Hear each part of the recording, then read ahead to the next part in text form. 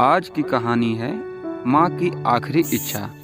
कहानी एक माँ और उसके इकलौते बेटे की है। चलिए कहानी को स्टार्ट करते हैं। आपको कहानी ध्यान से सुनना है और कमेंट बॉक्स में कमेंट करके बताना है कहानी कैसा लगा।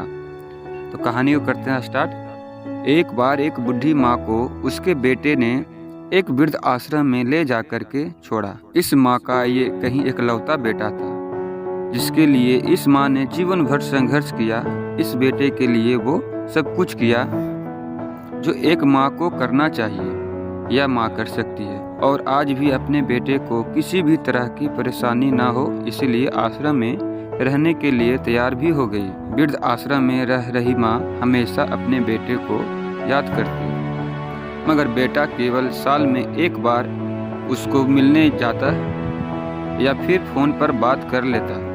कई साल बीत गए। वृद्ध आश्रम से बेटे को एक दिन फोन आया। उन्होंने कहा, बेटा जल्दी से आश्रम आके अपनी माँ से मिल लो, वो बहुत सीरियस है।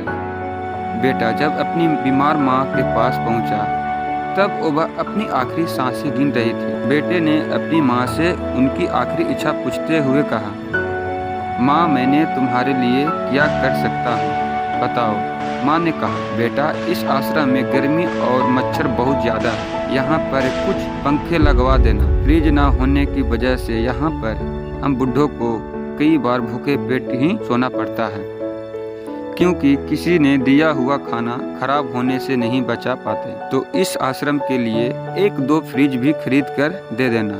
बेटे ने अपनी माँ की सारी बात सुनी और अपनी माँ से पूछा, आपने इतने साल यहाँ पर निकाल दिए पर आपने कभी भी यह बात मुझसे नहीं कही, और अब जब आपके पास टाइम नहीं बचा है तब आप यह सब कुछ कह रही है, ऐसा क्यों माँ? माँ ने बेटे को जवाब देते हुए कहा, बेटा मैंने गर्मी भूख और पीड़ा सहन कर ली, लेकिन मुझे पता है जब तेरे बच्चे तुझे यहाँ पर छोड़ के जाएंगे तब तू यह सब सहन नहीं कर पाएगा। इसलिए तेरे सुविधा के लिए मैं तुझे यह सब कुछ लगाने के लिए कह रही हूँ। दोस्तों, माँ की ये आखिरी लाइन किसी भी बेटा या बेटी को आंखें खोलने के लिए सक्षम है। इतिहास हमेशा अपने आप को दोहराता है। अगर आप चाहते हैं कि आपके साथ अच्छा व्यवहार हो, आपको भी दूसरे के साथ वैसा ही व्यवहार करना चाहिए। तो फ्रेंड्स, कहानी कैसा लगा आपको कमेंट बॉक्स में जरूर बताना। अगर अच्छा लगा हो तो एक लाइक भी कर दें, और मेरे चैनल पर पहली बार आए हैं तो चैनल को सब्सक्राइब भी करें। ऐसी ही नई नई कहानी आपके बीच में लाते रहें।